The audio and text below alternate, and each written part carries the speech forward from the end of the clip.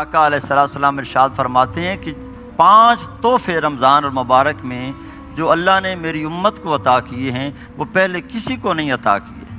تو ایک فرمایا کہ پہلی شب اللہ اپنے بندوں کی طرف نظر التفات سے دیکھتا ہے، جس پر اللہ کی نظر التفات پڑ گئی میرے آقا نے فرمایا لم یعذب عبدا، کبھی بھی اللہ اس کو عذاب نہیں دے گا۔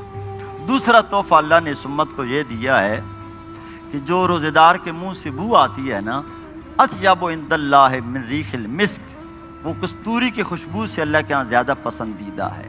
تیسری بات نبی اکرم علیہ السلام نے ارشاد فرمائی جو تحفہ اس امت کو ملا ہے بطور خاص پہلے کسی کو نہیں ملا، فرمایا کہ فرشتے دن کو بھی اور رات کو بھی ان کی مغفرت کے لیے دعا کرتے۔ اور چوتھا تحفہ نبی پاک علیہ السلام نے ارشاد فرمایا کہ خود رب کائنات فرماتا ہے اے جنت میرے ان بندوں کے لیے مزین ہو جا، تیار ہو جا۔